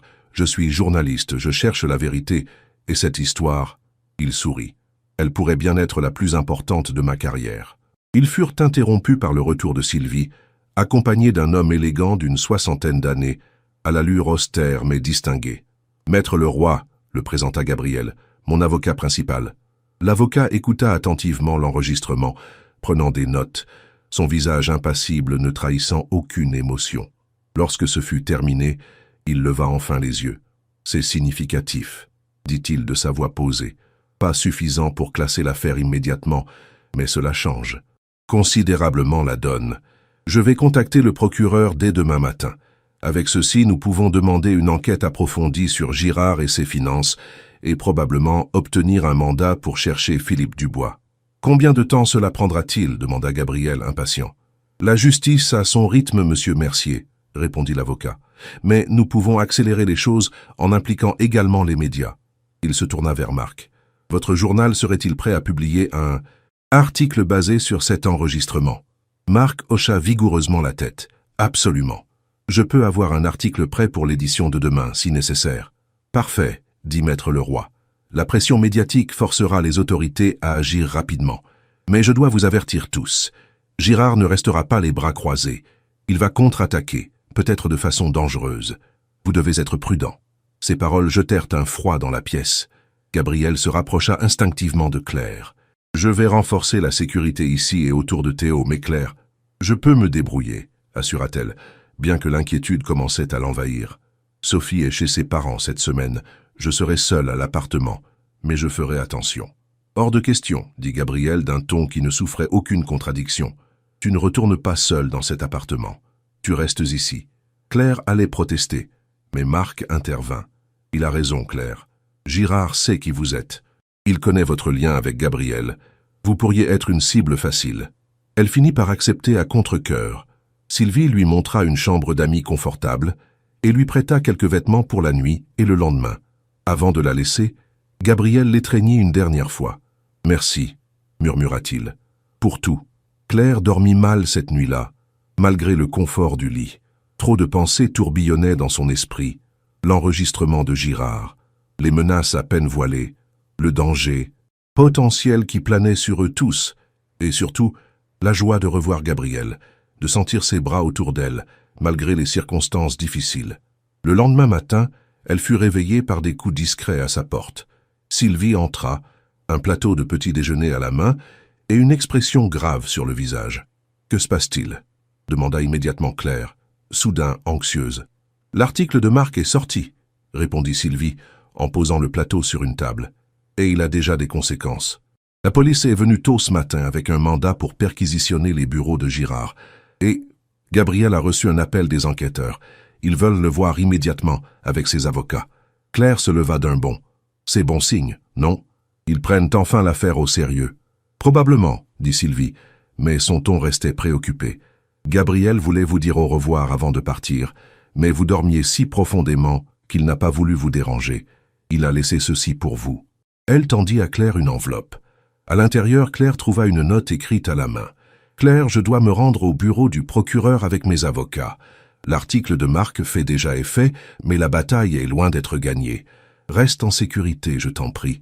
Sylvie veillera sur toi jusqu'à mon retour. Quoi qu'il arrive, sache que tu as redonné espoir à un homme qui croyait tout perdu. Ton courage, ta confiance inébranlable en moi, il signifie plus que tu ne peux l'imaginer.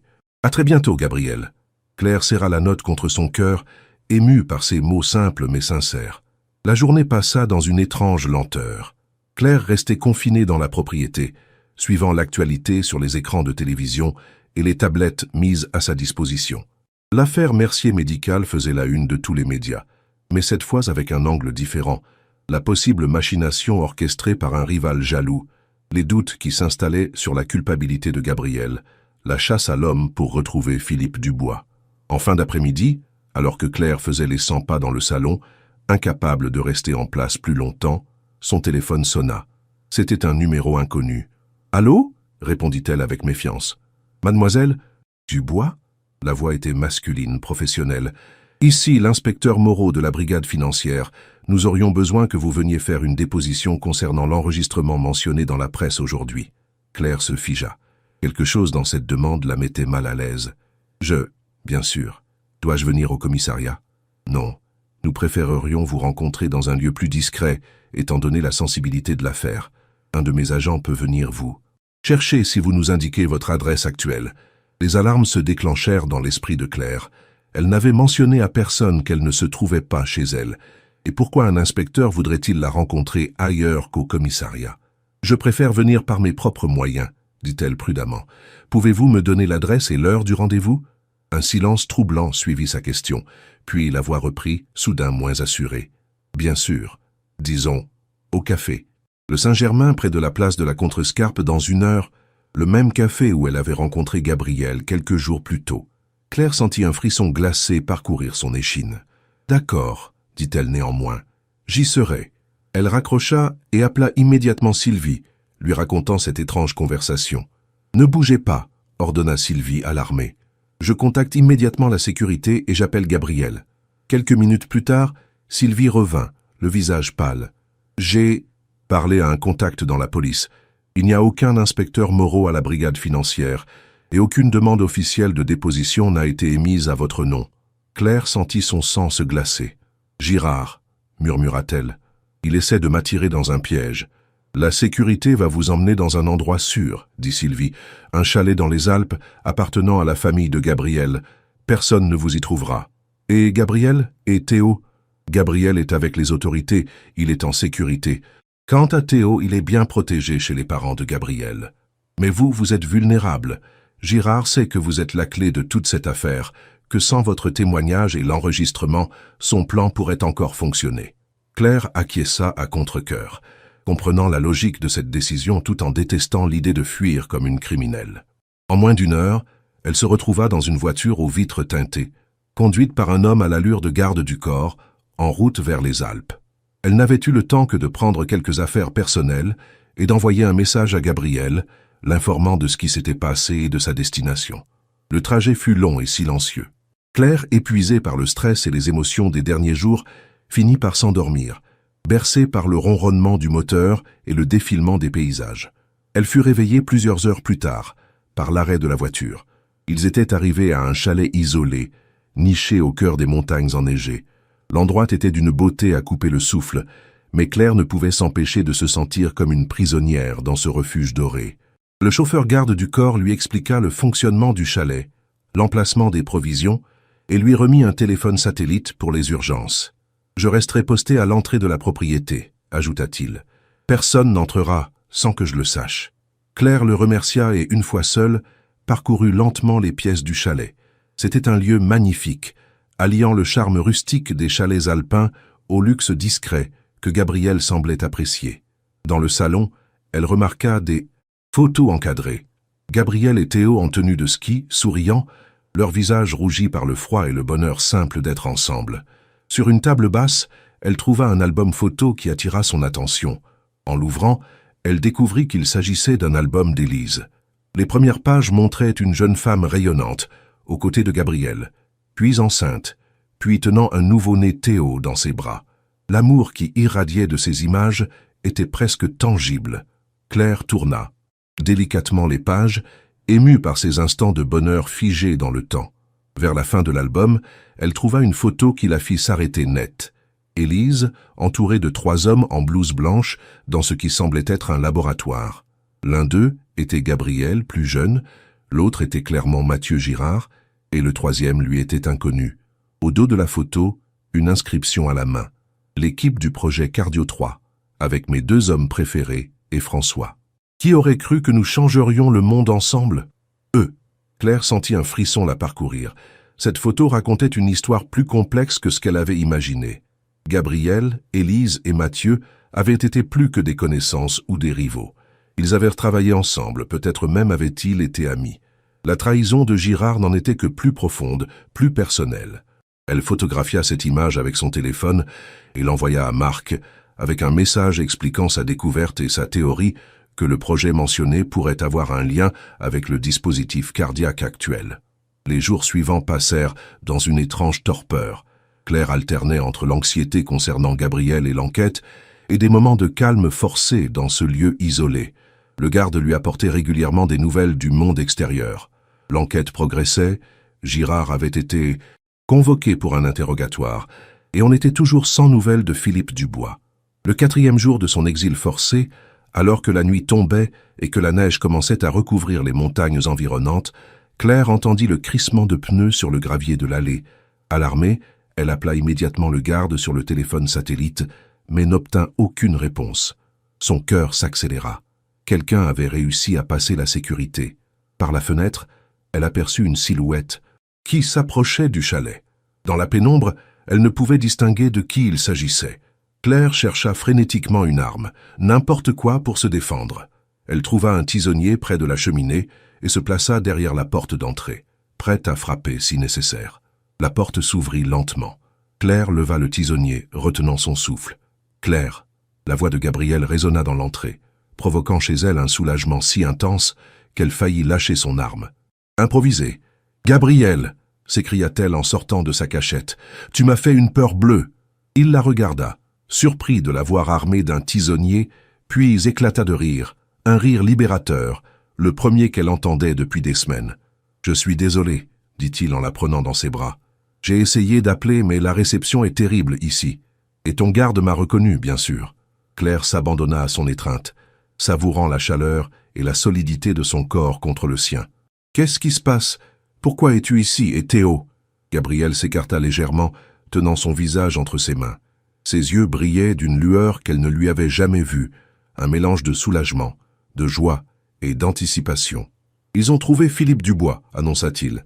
Il s'était réfugié en Espagne, et devine quoi, il a tout avoué.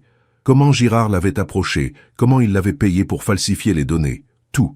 Avec ton enregistrement et son témoignage, le procureur a ordonné l'arrestation de Girard ce matin. » Claire porta une main à sa bouche, stupéfaite. « C'est terminé alors? Vraiment terminé ?» Gabriel hocha la tête, son sourire s'élargissant. « Pas tout à fait. Il y aura encore des questions, des procédures. Mais la vérité est connue maintenant. Mercier Médical est innocenté, et ma réputation sera restaurée. » Il marqua une pause. « En fait, la presse commence déjà à me décrire comme une victime, et certains patients qui avaient intenté des procès les retirent. C'est un miracle, Claire, et c'est grâce à toi. » Claire secoua la tête, émue. « Je n'ai fait que ce qui était juste. »« Tu as fait bien plus, » insista Gabriel. « Tu as cru en moi quand personne d'autre ne le faisait.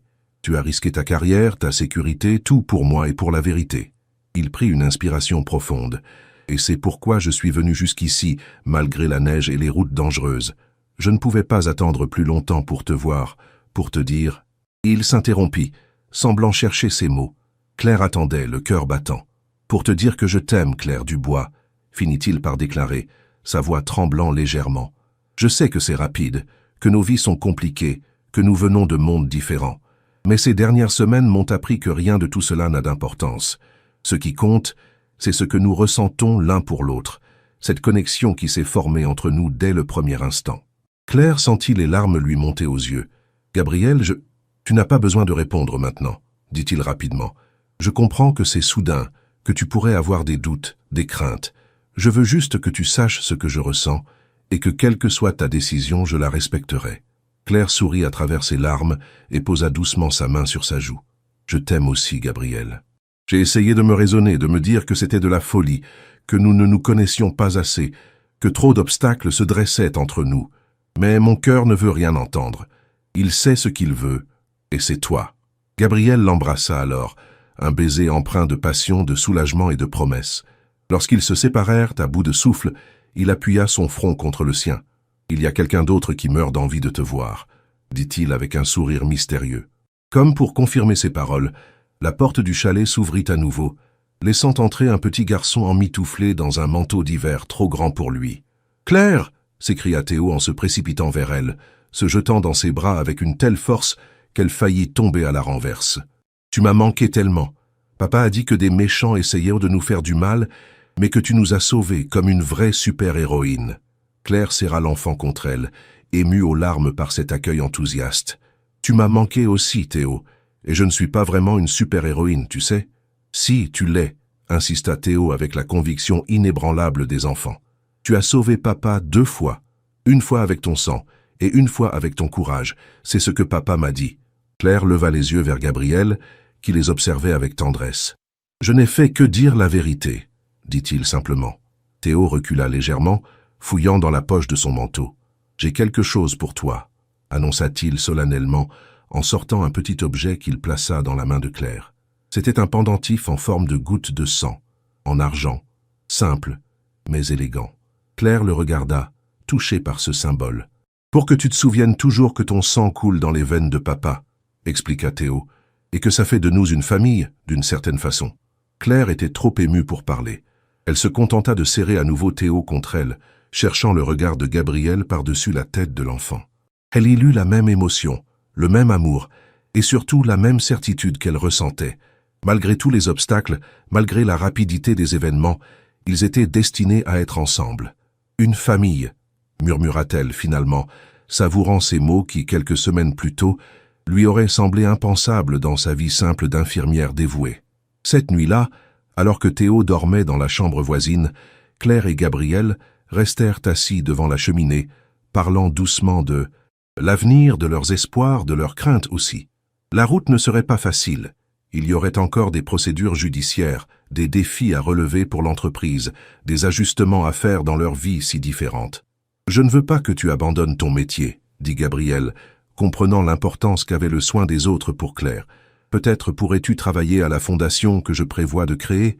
Elle se concentrera sur l'accès aux soins médicaux pour les plus démunis. » Claire sourit, touchée par cette proposition qui alliait si parfaitement leurs 2 mondes. « J'aimerais beaucoup. Et l'hôpital? Crois-tu que je pourrais y retourner, après tout ce qui s'est passé ?»« Avec des excuses officielles, j'en suis certain, » affirma Gabriel. « Le docteur Moreau m'a déjà contacté, exprimant ses regrets pour la façon dont tu as été traité. Mais la décision t'appartient. » Ils parlèrent ainsi jusqu'aux premières lueurs de l'aube, imaginant leur vie future, avec ses défis et ses joies. Et lorsque le sommeil les gagna finalement, ils s'endormirent dans les bras l'un de l'autre, leur cœur battant à l'unisson, leur sang, littéralement et métaphoriquement, ne faisant plus qu'un. Épilogue. 1 an plus tard, Claire ajusta nerveusement sa robe blanche, tandis que Sophie s'affairait autour d'elle, arrangeant le voile avec une précision maniaque. « Arrête de bouger » gronda Sophie en riant. « Comment veux-tu que je place correctement cette couronne de fleurs si tu ne tiens pas ? En place ? » « Désolé, murmura Claire, son estomac noué par l'anticipation. « Je n'arrive pas à croire que ce jour est enfin arrivé. »« Moi si, » affirma Sophie avec un sourire complice. « Depuis le moment où tu m'as parlé de lui, j'ai su que vous finiriez ensemble. Certaines histoires sont écrites dans les étoiles, ou dans le sang dans votre cas. » Claire toucha instinctivement le pendentif en forme de goutte de sang qu'elle portait autour du cou. Cadeau de Théo qu'elle n'avait jamais quitté depuis ce soir au chalet alpin. L'année écoulée avait été un tourbillon d'événements. La réhabilitation complète de Gabriel et de Mercier Médical, l'arrestation et le procès de Mathieu Girard, condamné à 15 ans de prison pour fraude, mise en danger de la vie d'autrui et tentative d'extorsion. Le lancement de la fondation Élise Mercier pour l'accès aux soins, dont Claire était devenue la directrice. Et bien sûr, leur relation, qui s'était épanouie malgré les regards sceptiques et les commentaires parfois acerbes de certains media people. Gabriel avait fait sa demande 6 mois après leurs retrouvailles au chalet, lors d'un dîner simple à la maison, avec Théo comme complice tenant l'écrin de la bague. Un coup discret à la porte interrompit ses réflexions. C'était Théo, adorable dans son costume de petit page. « Claire, papa dit que c'est l'heure, » annonça-t-il solennellement, avant d'ajouter avec un sourire espiègle, et il a l'air super nerveux. Claire rit, soulagée de savoir que Gabriel partageait son anxiété. « Dis-lui que j'arrive dans 1 minute. » Théo hocha la tête et repartit en courant, son rôle de messager accompli. Claire se tourna une dernière fois vers le miroir, contemplant son reflet. Elle était loin de l'infirmière épuisée qui avait donné son sang à un inconnu 1 an plus tôt. Elle était toujours infirmière, bien sûr. Elle avait repris son travail à l'hôpital à temps partiel, en parallèle de ses responsabilités à la fondation. Mais elle était aussi tellement plus. « Prête ?» demanda Sophie, lui tendant son bouquet de roses blanches et rouges, symbolisant à la fois la pureté de leur amour et le sang qui les avait unis. Claire acquiesça, soudain calme et déterminée. Plus que jamais. La cérémonie se déroulait dans le jardin de la propriété de Gabriel, transformé pour l'occasion en un paradis fleuri. Les invités, famille, amis proches, quelques collègues de l'hôpital, des partenaires de Mercier Médical, étaient déjà installés, attendant avec impatience l'arrivée de la mariée. Lorsque Claire apparut au bout de l'allée, au bras du docteur Moreau qui avait accepté avec émotion de la conduire à l'hôtel, en l'absence de son père décédé, un murmure admiratif parcourut l'assemblée. Mais Claire ne voyait que Gabriel, debout devant l'arche fleurie, ses yeux brillants d'amour et d'admiration. À ses côtés se tenait Théo, portant fièrement les alliances sur un coussin de velours, son visage illuminé par un sourire radieux. En un an, il était devenu aussi attaché à Claire que s'ils avaient toujours été une famille. La veille, lors de la répétition, il avait chuchoté à l'oreille de Claire. « Demain, tu seras officiellement ma nouvelle maman, mais dans mon cœur, tu l'es déjà depuis longtemps. » Claire avança lentement vers son futur, chaque pas la rapprochant de cet homme, dont le sang contenait une partie d'elle-même. Cet homme qui avait bouleversé sa vie d'une façon qu'elle n'aurait jamais imaginée. Lorsqu'elle atteignit l'hôtel et que Gabriel prit ses mains dans les siennes, elle sut avec une certitude absolue qu'elle avait trouvé sa place dans le monde. Non pas dans le luxe ou la richesse matérielle, mais dans cet amour profond et sincère, dans cette famille recomposée qui l'accueillait à bras ouverts, dans cette vie où elle pourrait continuer à aider les autres, mais désormais avec des moyens décuplés. « Tu es magnifique », murmura Gabriel, sa voix tremblant légèrement d'émotion. Claire sourit, serrant ses mains dans les siennes. « Et toi, tu es exactement comme je t'imaginais, le jour où j'ai donné mon sang à cet inconnu dans le besoin. » Gabriel sourit à son tour, touché par cette évocation de leur première rencontre indirecte. « Ce jour-là, tu m'as sauvé la vie. Aujourd'hui, tu la rends complète. » Ils échangèrent leurs vœux sous le regard ému des invités, promettant de s'aimer et de se soutenir dans les moments de joie comme dans les épreuves, de construire ensemble un foyer où l'amour, le respect et la compassion seraient les valeurs fondamentales, et d'honorer toujours ce lien unique qui les avait réunis contre toute attente. Lorsque la cérémonie s'acheva et que Gabriel l'embrassa avec une tendresse infinie, Claire sut qu'elle vivait le début d'une aventure extraordinaire, non pas parce qu'elle épousait un millionnaire, mais parce qu'elle avait trouvé un amour véritable, né du geste le plus simple et le plus profond qui soit. Donner une partie de soi-même à quelqu'un dans le besoin, sans rien attendre en retour. Un don inattendu qui avait changé 2 vies à jamais. Sous les applaudissements des invités, Gabriel glissa son bras autour de la taille de Claire, et ensemble, avec Théo qui gambadait joyeusement devant eux, ils remontèrent l'allée, non plus comme 2 individus séparés par les circonstances de leur naissance, mais comme une famille unie par le sang, le cœur et l'âme, prête à affronter ensemble tout ce que la vie mettrait sur leur chemin. Ce soir-là, alors que la fête battait son plein et que les invités dansaient sous les étoiles, Claire s'éclipsa un moment pour admirer le jardin illuminé. Gabriel la rejoignit, passant ses bras autour de sa taille et posant un baiser léger sur sa nuque. « À quoi penses-tu, Madame Mercier ?» murmura-t-il à son oreille. Claire sourit, savourant ce nouveau nom qui symbolisait leur union. « Je pensais à tous ces chemins imprévisibles que la vie nous fait emprunter. Il y a 1 an, j'étais juste une infirmière épuisée qui donnait son sang à un inconnu. Aujourd'hui, tu es toujours cette infirmière extraordinaire, » compléta Gabriel, avec le même cœur généreux, la même compassion. La seule différence, c'est que maintenant, ce cœur m'appartient aussi, ainsi qu'à Théo. Claire se retourna dans ses bras pour lui faire face. « Il vous a toujours appartenu. Je crois que d'une certaine façon, j'attendais de vous rencontrer sans même le savoir. » Ils s'embrassèrent sous la lumière douce des lanternes, partageant ce moment précieux de bonheur absolu, conscients de la chance incroyable qu'ils avaient eue de se trouver, de se reconnaître et de s'aimer malgré toutes les différences et les obstacles. Et quelque part, dans le ciel étoilé au-dessus d'eux, peut-être qu'Élise souriait, heureuse de voir son fils et l'homme qu'elle avait aimé trouver à nouveau le bonheur, grâce à une jeune femme au cœur assez grand pour donner sans compter, même à un inconnu. Chers lecteurs, si cette histoire vous a touché, n'hésitez pas à laisser un j'aime et à vous abonner à la chaîne pour découvrir d'autres récits émouvants. Votre soutien est ma plus grande motivation. Merci de m'avoir accompagné dans cette belle aventure du don inattendu.